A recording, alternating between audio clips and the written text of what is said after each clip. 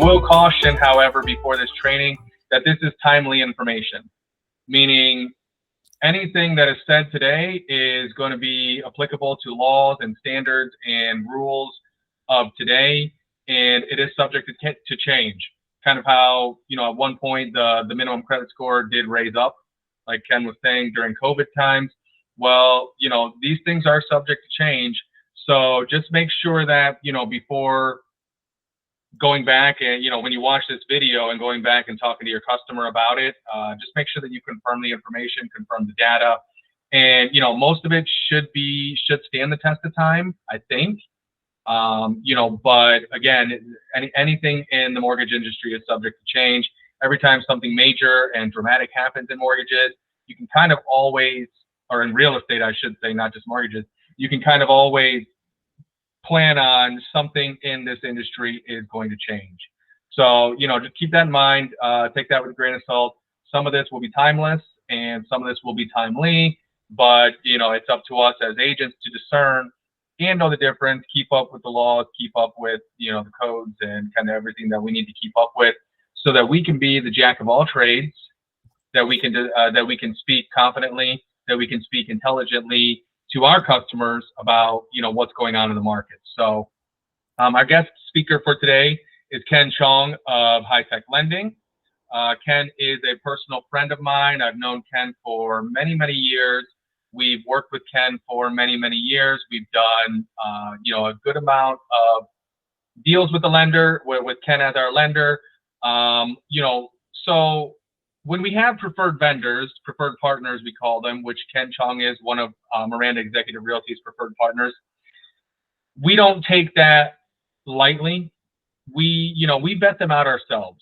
We'll do one deal. Okay, you say you're great. We're going to try you out. We'll give you one deal. Let's see how it goes.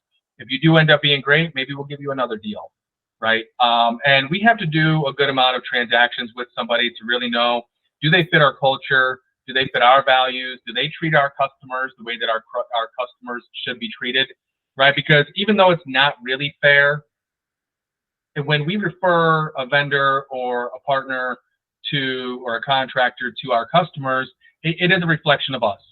And if we refer our customers to somebody who's not competent or knowledgeable in their market, then it's going to be a negative reflection on us, and that's ultimately going to hurt our reputation with that customer.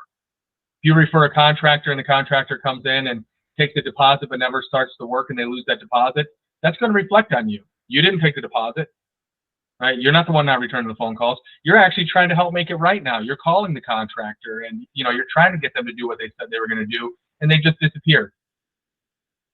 Not you, that's the problem as the agent, it's the contractor.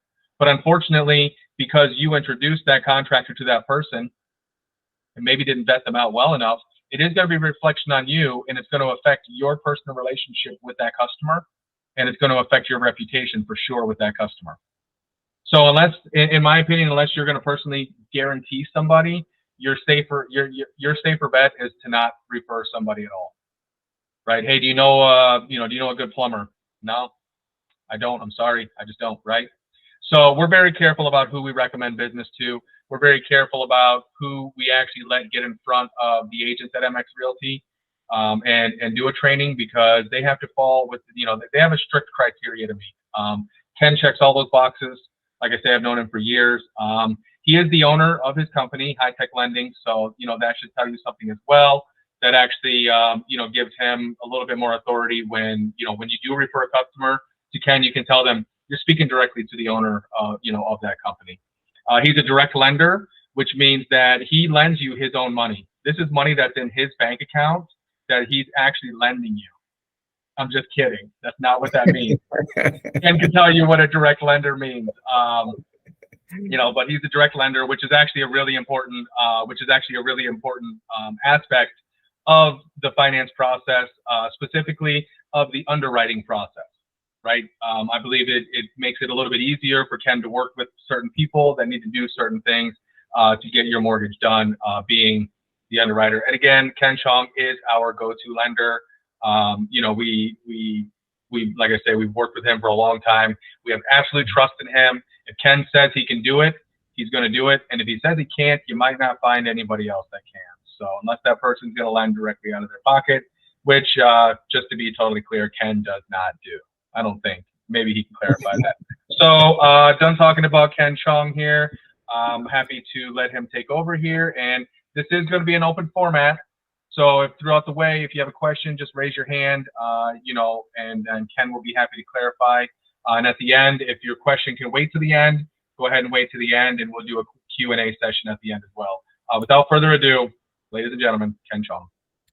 Thank you, everyone, for having me. It's a pleasure to meet some of the new faces and some I already know. So just to kind of, I guess, clarify, to kind of piggyback on what Joe was saying. So, I'm a direct lender. So basically what a direct lender is that, we have our own lines of credits that we, draw from and we fund the loans with. And everything's in-house as far as like the underwriters, the closers. So the advantage of that versus, let's just say, like a mortgage broker is that, every once in a while you're going to have a tough scenario where it's not very chocolate and vanilla. It's got some thorns here and there, and we got to try to figure out how to get it to this closing table. So as a direct lender, we can get the information up front as far as what the issues are going to be with the particular deal. And we have a discussion with the underwriting team, and the underwriting team will help with the structure. And, as long as we do this, we can provide this and do it this way and structure like this, then we can put it together and we can sell the loan. So that's one of the, I think, is the huge advantage versus a broker, because you really don't have anyone to bounce anything off of. You put the loan together the best you can, send it in, and hope that they agree with what you think. So you don't really have that advantage and that the ease of having a conversation, discussing and seeing what's going to work and what's not going to work. And it's definitely helps with the dynamics in this and the loan, keep the loan process as smooth as possible. So, once we iron out all the thorns, go find a house, we'll get you closed. And I think, Joe and I had a few of these deals where it was, it was a tough one, but from the beginning, we addressed all the issues, ironed them out. And once we did that, Joe, take them out, find a house, and smooth sailing from there. So it's always an advantage to have that type of resources as far as getting from A through Z, because at the end of the day, whether you're on the lending side or on the real estate side, if you don't close, you're not gonna get paid. So unfortunately, that's kind of like the nature of our business. And as much as we love what we do, we still have to put food on the table. All right. So my job is to try to make that as easy as possible for each and every one of you. All right. Irene, maybe we can go to the next slide. All right. So basically, most of your clients is going to need a mortgage unless you have a cash buyer, which is, a small percentage. However, in these last 3 years, I think I've never seen so many cash buyers in my 20 years of experience in this business. But for the most buyers that's going to need a mortgage, you're going to have your three basic mortgages: your VA, FHA, and conventional. VA is only for people that's been a veteran, that's served for a country, whether Army, Navy, Air Force, Marines. So not everyone's going to qualify for a VA, and VA is for primary residences only. The beautiful thing about a VA loan is you can go 100% financing with no mortgage insurance, which is incredible. Okay. However, you have to be a veteran. So most of your buyers is going to fall into the conventional and the FHA side of the financing. And now, just so you guys know, as of 2024, the loan amounts have gone up some for both FHA and conventional, which is good. Since prices have gone up, it helps you to stay within the jumbo loan limits. Because once you start going into jumbo loans, things gets a little bit more complicated, unfortunately. The debt to income ratios come down. you're going to start having reserve requirements. Your credit score minimum goes up. Your down payment increases. So if you can stay within the conventional loan limit, which the new one for 2024 is $766,550. That's for conventional. And for FHA, you're looking at $621,000. Now, keep in mind, FHA is for primary residences only. So if you're trying to buy a second home investment property, FHA is not your loan to go to. Okay. FHA, the main difference, one of the advantages of FHA over conventional is the down payment is 3.5% and your debt to income ratio ceiling goes up versus conventional. So, someone that's going to have a DTI problem, you may want to, put them in a FHA loan, which, when we do the pre-approval process, we'll address that and have a conversation with you guys as well. So this way, what kind of buyer you're dealing with. Okay.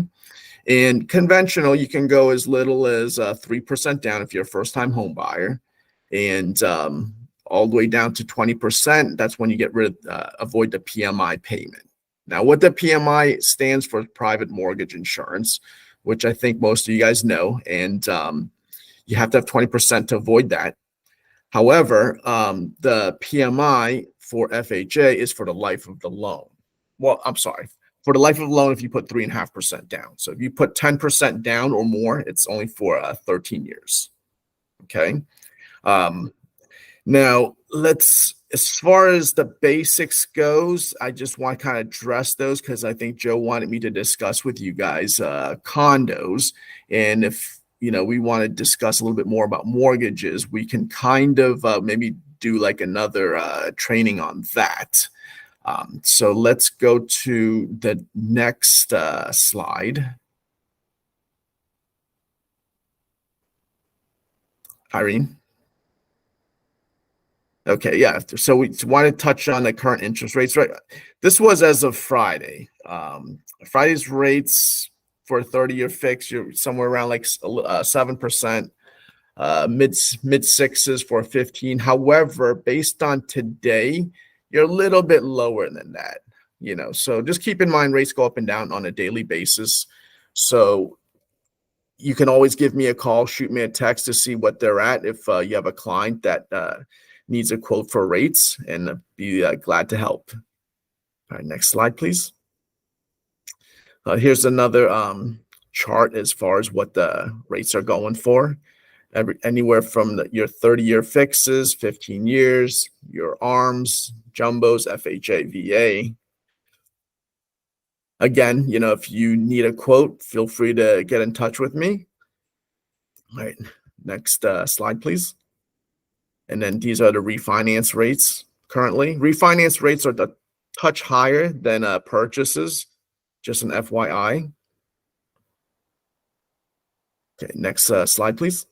All right, so the main thing that Joe wanted me to discuss with you guys was the condo financing. Okay, so condo financing has definitely gotten much tougher over the years, ever since the whole Surfside debacle, unfortunately. Let's go to the next slide. The two main types of condo financing is you have a limited review and a full review. Okay. What happens is when your buyer tries to purchase a condo, okay, you're going to have to get what's called a condo questionnaire filled out, which has specific questions to make sure the condo meets Fannie Mae and Freddie Mac guidelines. Okay, so there's two types of review, a limited review and a full review. Now, what separates the two is your down payment. Okay, so let's talk about, we're going to discuss a limited review first. Okay, so a limited review is more streamlined than a full review, as the name suggests. The main advantage on a limited review and a full review is the reserves that the particular condo has. Okay, now what happens is every condo, they have like they do a budget once a year to allocate funds to accounting, to landscaping, to reserves. Now, the reserves is where the big portion of what type of review you'd like is, because with limited review, you don't have to have any reserve allocations.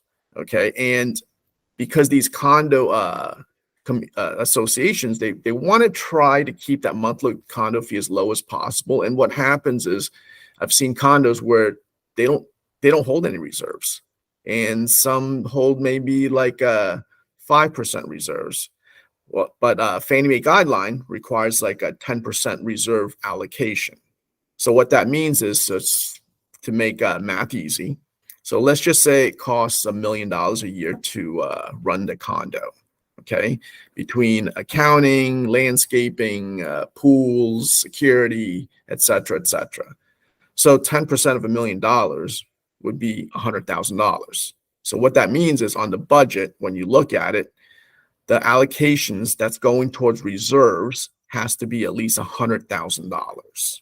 Okay, so if it's, let's just say if it's 990,000, unfortunately that's not enough. That puts you at 9.9%.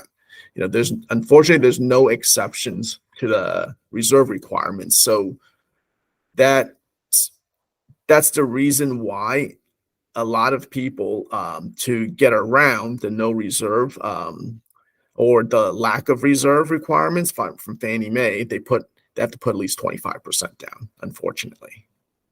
Okay. Because typically that's, what I tell most of my realtors that I have, that I work with is, when you buy a condo, get a copy of the budget, send it to me. I'll review it for you if you don't know how to figure out what the budget, the reserve requirement is. So this way you don't waste your time, because I've seen it many times where, you go through the whole process, you get them into a contract, they do the inspections, they order appraisals, they do the condo questionnaire, they go through the whole process, and then to find, because typically these condo questions take any from 10 to 15 days to fill out once you request it. So that typically takes you and probably to maybe 2 to 3 weeks before closing, and you find out they don't have the reserve requirement. Next thing you know, you can't do the loan because they don't have the 25% to put down. So that's why I typically tell the realtors, look, there's a condo, let's get the budget from the go, because that's usually the kiss of death if they can't put the 25% down. Okay. Now, condos, keep in mind, you can put as little as 5% down as long as it has the reserve requirements. So keep that in mind, because I think there's a lot of misconception out there that you have to put at least 20% down when it comes to condos. As long as it checks all the boxes, typically the reserve requirements, 5% down is fine.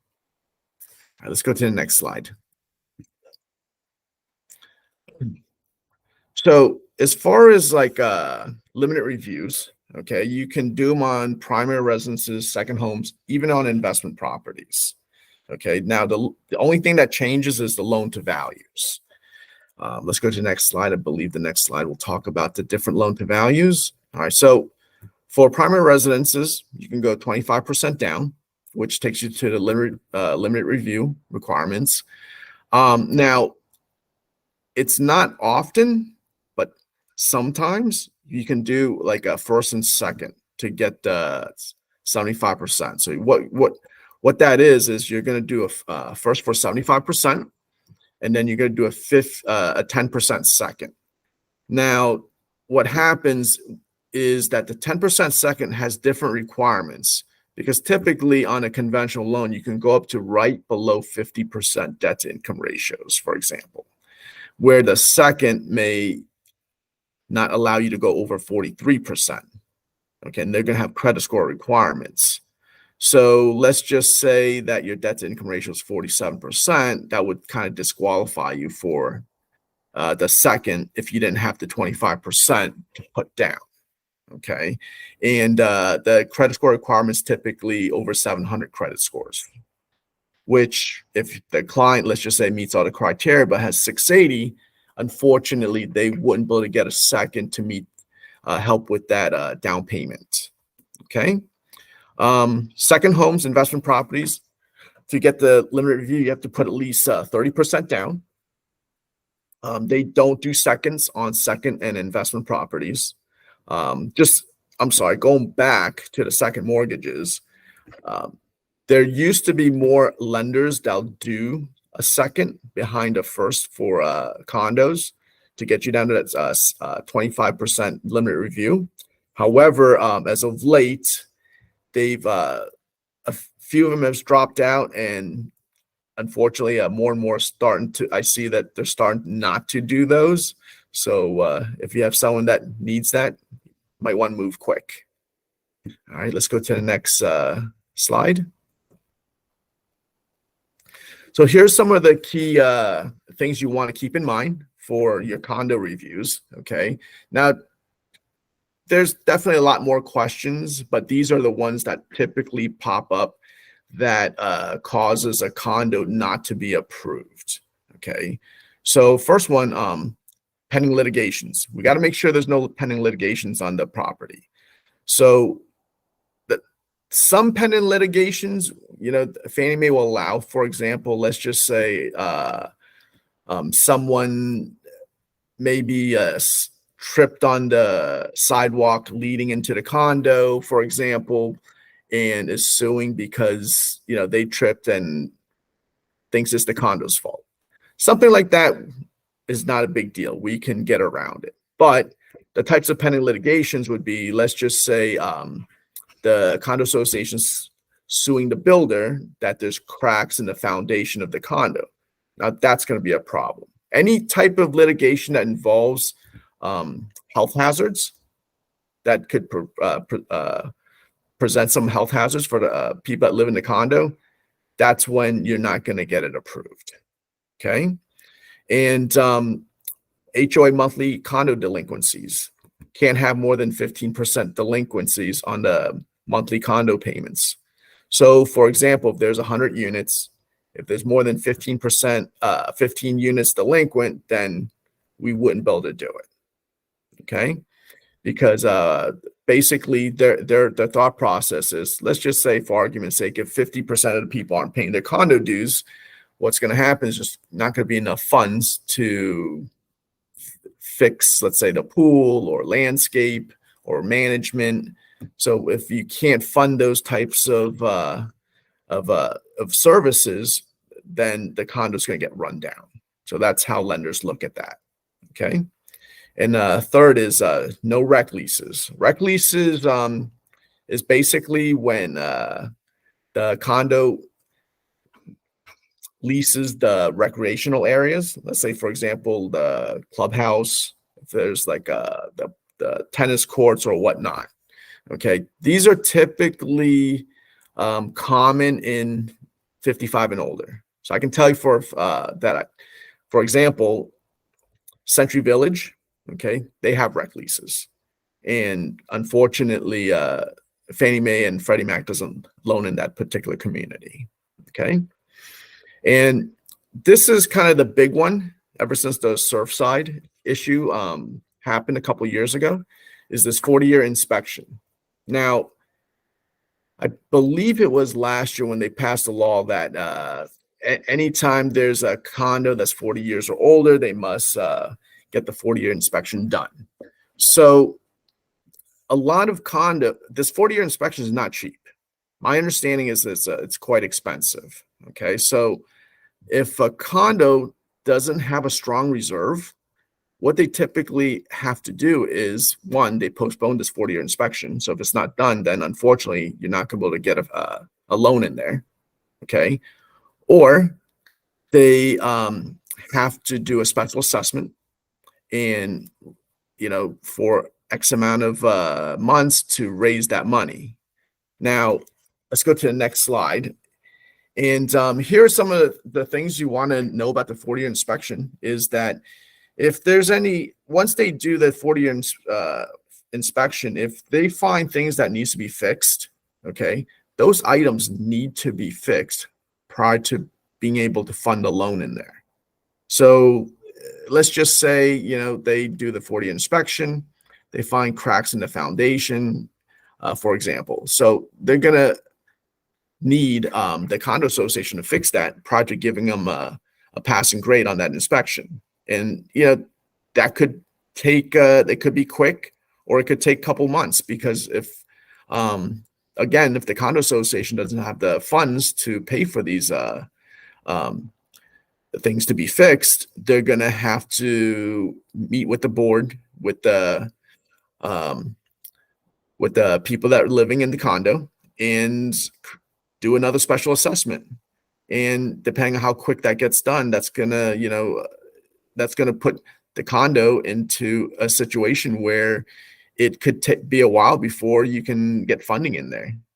And then when it comes to special assessments, if any of those special assessments are to fix things that are hazardous to a building, they all need to be paid off prior to being able to close in there as well too. So this 40-year inspection definitely makes financing condos a lot tougher these days versus prior. So let's go to the next slide. So basically, the full review is the main difference between that full review and the limited review is that as long as is that budget requirement. As long as we got that 10% reserve requirement, then you can do the full review most of the times. I would say, based on all the loans I've closed, as long as they have the reserve requirement, I'd say 95% go through. The other 5% that don't go through is because of pending litigations or delinquencies of the monthly delinquencies. All right, let's go to the next one. And the good thing is, now in 2024, the delinquencies are typically a lot less because, we're way past the 2008 when we had the whole housing debacle. All right, again, this just, reiterates that we need that 10% reserve for the full review. Next one, please. All right, so always ask for as I stated towards the beginning of this training is get a copy of that budget, and again, if you're not sure how to read it, feel free to send it over. It takes like 2 seconds to figure it out, so this way you don't waste your time and your client's money as far as moving forward on a condo project if they can't put the whole 25% down to get limited review. All right. Next slide, please. So, get in touch with your lender. So give me a call if you have any questions on any of these condos that you're looking to finance for your buyers. Again, my job is to try to help you, put more time into getting new clients, new deals done. And so if we can eliminate a lot of these headaches when it comes to financing condos at the beginning, let's do it and not waste any time and money for your clients. All right. Next slide, please. All right, questions about condos, mortgages? Yes. Yes. So I had an incident where I had a lady, we went under contract for a condo and she was able to put 5% down because they had the reserves. But once we got into the insurance, there was something that was missing in the insurance that they had, and it was a dead deal. Yeah, unfortunately, funny you say that, because actually I am dealing with a condo with the same situation. So because of all the stringent requirements that at the beginning of this training, when you guys were talking about insurances and how insurance has gone up, so the insurance industry has gotten quite strict with what they'll cover and then how much it costs, etc. So what happens is, depending on the condo itself, okay, it may have some issues where, I don't know, for example, let's just say the roof, okay, is extremely old and it hasn't been replaced. So what happens is, when they require that 4-point wind mitigation report on that condo, if it doesn't meet certain requirements, there's certain coverages that the insurance company cannot provide, even if you're willing to pay for it. So if you don't have those coverages, the lender is going to look at the master's insurance policy and they're going to say you don't have enough coverage. So we cannot do this loan unless the coverages change, which, it's not going to happen because it's a master's insurance policy, which they're not easy to change because you have to be able to get that particular insurance for one. And everyone in the community has to agree to it and vote.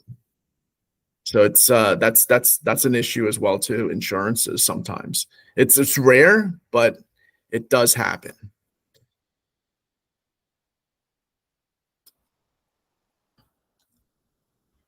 Does that answer your question, Lisa? Yeah, I was just because he said the main reason that that the loans are declined as the reserves, but that was the only time I've ever had a problem. Was everything else looked good, but I guess the condo association decided not to get coverage on a certain thing because it was so expensive. And the lender required that to be under the coverage. And so I was just wondering if that, so that's still like a master insurance policy. Yeah, because it's in the master's insurance policy. So it's one of those, things that where if you're buying a house, you can always make sure you add it, right? But it's because it's a master insurance policy. Let's just say there's 300 units in the community. You can't just put it on there.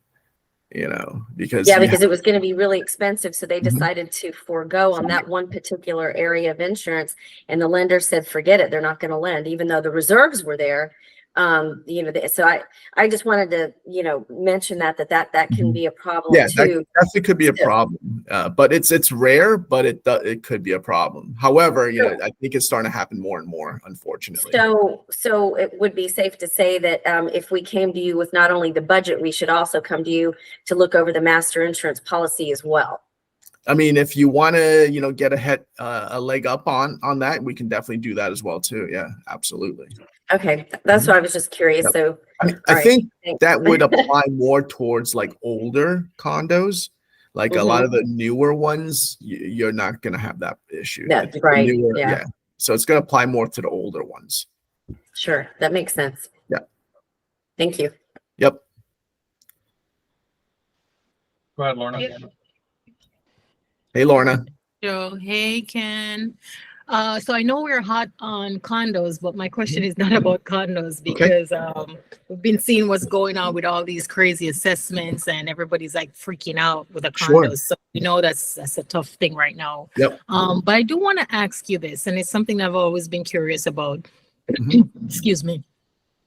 In talking to our buyers, of course, we're not lenders, we're realtors, and we have to stay in our lanes. We have to make sure that we're not trying to be lenders when we're not licensed to be lenders. Absolutely. However, when we talk to our leads, when we talk to our clients, and we talk to whomever it is that, is looking to buy and they need financing, I always want to know, how can we, in order to be effective and making sure that we're also having a smooth transition from the client to the lender, from us as a realtor to the lender, what would you say are two very important questions that we as agents could be asking our buyers to kind of just prep them and prepare them, prime them, so to speak, to pass them over to you? I'm always curious about that because, I'm always looking for ways to be more effective, right? As well as not stepping in the line of being a lender. I know there are certain questions I don't want to ask because I don't want to scare them away, right? And I may ask the wrong questions, right? But I'd love to know if you could think of the top two questions as realtors and you say, okay, Lorna, if you ask them these two questions, this will definitely help us in terms of when you're transitioning them over from you to me. This is what I'd want you to ask them. Right.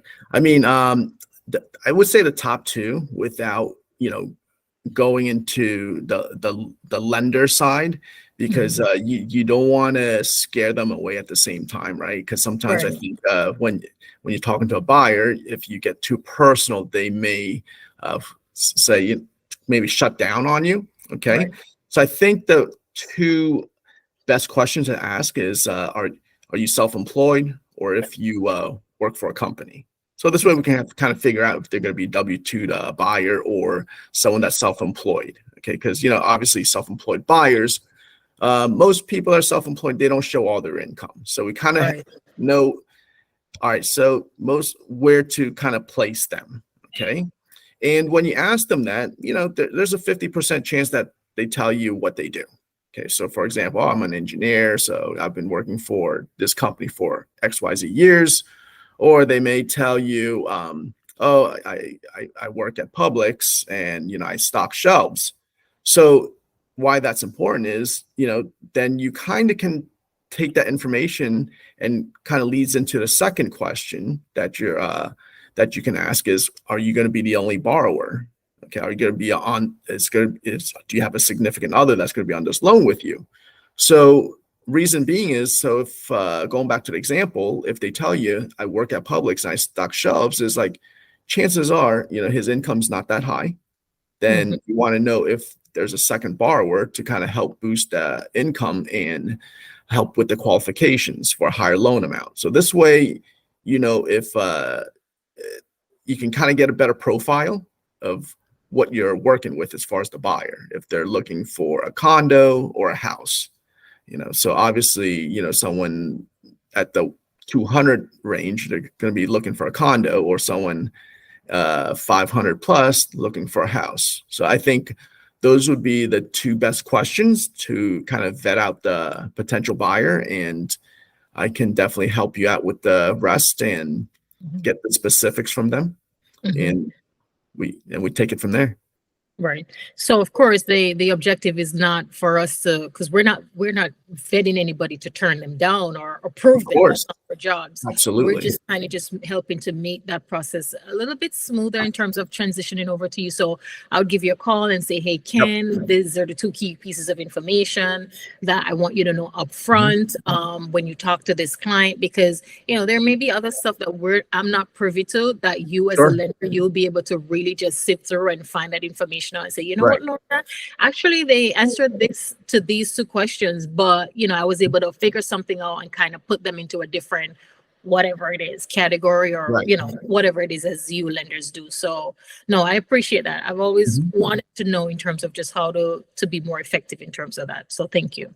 Of course, absolutely. Thank you. I have another question. Yep. Are your VA rates competitive with, say, like a lender like Veterans United? Because I had a situation last year where I went to a lender who I used for a few deals, and he quoted my VA purchaser significantly higher than Veterans United, and I didn't know. And then he came back and said, well, the reason is they can give better rates. I can't remember what the reason was, but does that make sense to you? I mean, I guess it depends on the investors he has or, he brokers through. I mean, as far as, go ahead. Sorry, go ahead. As far as we're concerned, I feel like we've always been very competitive, with like someone like USAA. Most veterans, I guess, bank with USAA, and they typically, veterans are very loyal. So they typically, get the first quote at USAA, and then they go elsewhere, or Navy Federal. I've gotten many VA loans where they had inquired there before me. So I guess we must be the same. When I came back to the loan officer whom I've known for years, I was pretty upset because I said, well, he said, well, I guess he's rate shopping. And I said, well, isn't everyone rate shopping? He says, well, I have to make money.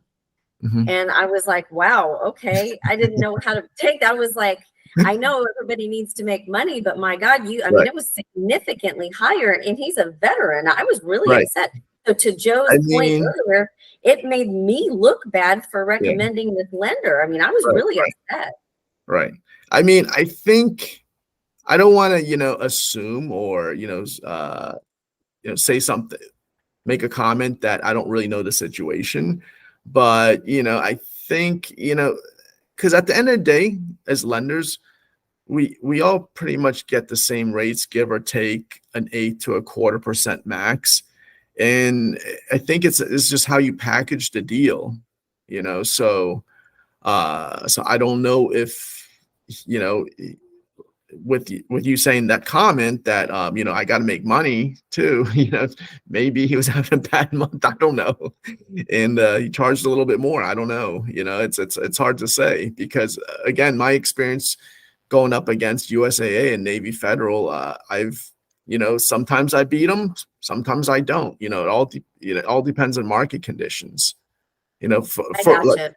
yeah, I, well, for any lender to say I have the best rates and no one can beat me, it's not true, because there's days where my rates are better than certain lenders, and there's days that I'm not. But I think what buyers should be wary of is, look, is service, right? I mean, do you want to close on time? Do you want to close at all? Because just because you offer the best rates doesn't necessarily mean you're going to get the best service or you're going to make it to the closing table. So it's important that the lender is knowledgeable and knows how to get you from A through Z with where the experience is pleasant. You're not they're not constantly calling, hey Lisa, this lender is driving me crazy. They want this, they want that, they're losing this, they're losing that. And I mean, typically it's not your fault. I mean, your job to worry about that, but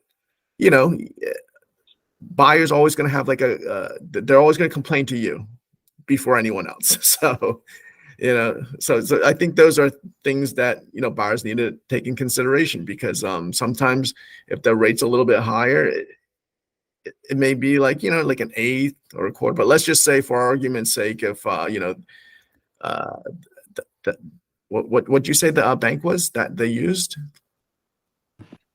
they used Veterans United gave Okay, them so- like a 6.9% interest rate, and the guy I was talking about is with Fairway Lending, and he quoted him 7.5. Ooh, yeah, that's a big difference. Yeah. That is a big difference. And then told me, well, I need to make money. And I thought, well, so now you're not going to make anything. You could have made something, and now you're not going to make anything because Oh. my purchaser is upset. Yeah. And See now what I look that is, I bad. think. Ken, correct me if I'm wrong, but a lot of lenders, maybe all lenders, I don't know, Mhm. they make more commission if the rate is higher, right? Like, is it like buckets? I heard it was called, like. Yeah, typically, because I mean, because Fairway, I know they're a direct lender as well. So, if I mean, right, like if you're an investor buying like a CD, let's just say, buying a CD, you're gonna buy the 7.5% CD over the 7% CD, right? So, people are gonna pay up for a 7.5% mortgage. So yeah, I mean, I guess he I don't know, he need to make a couple extra bucks. I don't know.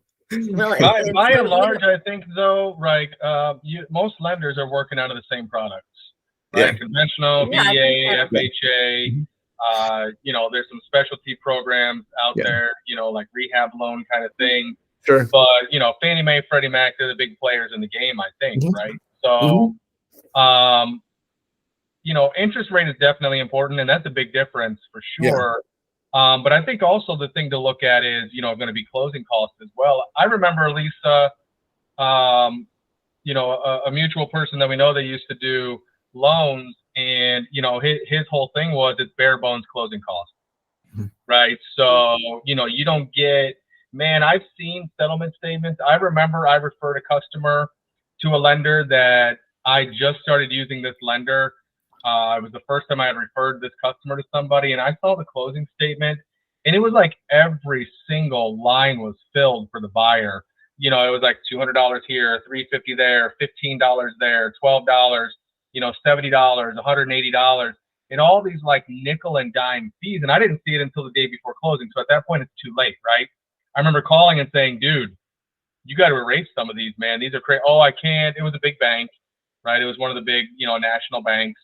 And I was like, you got these. I can't. It's, it's not up to me. These are fees that need to be charged. And I was like, what the heck, man? Like, these are all BS fees. So, there's a lot of things to keep an eye out for with the lender. And that's why, like I was saying in the beginning, it really matters who you work with. you should look at a settlement statement, and on the buyer side, there should be a lot of white space, right? There should be a lot of, empty boxes. There shouldn't be, just all of the, weird things that, and I'm sure we've seen them.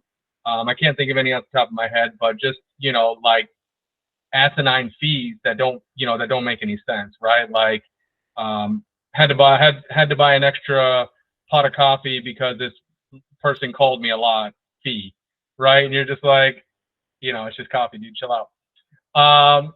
So I think we have to just, be aware of that. And it really is, it's super important who we work with, because once we refer them, they're out of our hands. They're not in our care in that field anymore. They're now in that other person's care.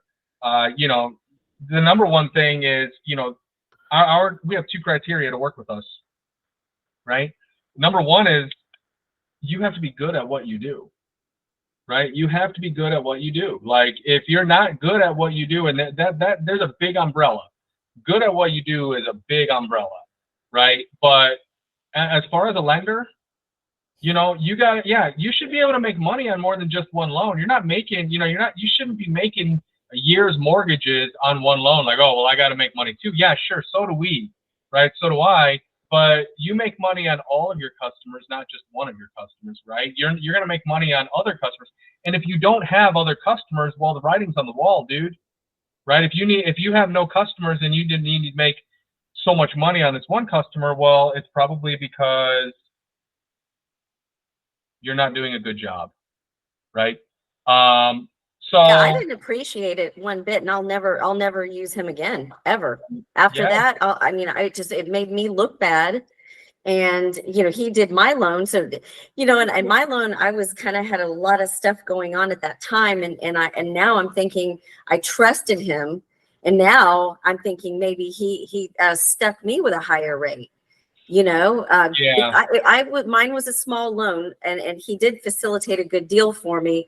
There were a lot of other variables, so I didn't really challenge him too much. But when he did that to my veteran, I was really upset. I thought to myself, you're trying to I think that it was not a good month, and he was trying to make up for it on one loan, because it was a decent sized loan. It was $637,000. Yeah, sure. And, well, I didn't know at the time. So right, Lisa, you could have called me and said, hey, this is what I got going on. Where are you at?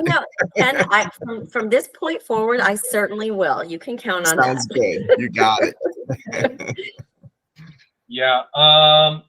So I don't know. I mean, who you work with, it definitely matters. You guys understand it from the agent level.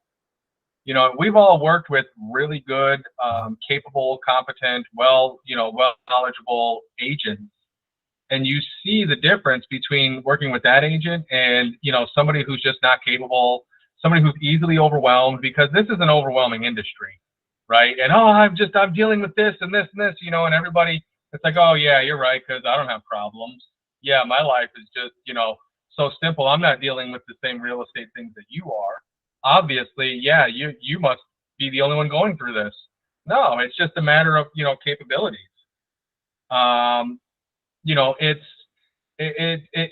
It's that way in every industry. You're going to deal with people at different skill levels, and you need somebody that has a high enough skill to get it done, because again, we do need to get paid. And if we take our buyer down the path with a lender that doesn't know what they're doing from the very beginning, and we get, and at some point you're going to get far enough along. I've been there, and you're just like, okay, we're in this thing. We're beyond, we're beyond that point of no return, right? Or we're past that point of no return, or however you say it, right? We got to just work with this lender and get it done, right? We got to figure out how to get this done. And, so your life and your job is going to be a lot easier if you start with the right lender, right? That says, hey, you know what? This looks good, and here's going to be the pitfalls along the way.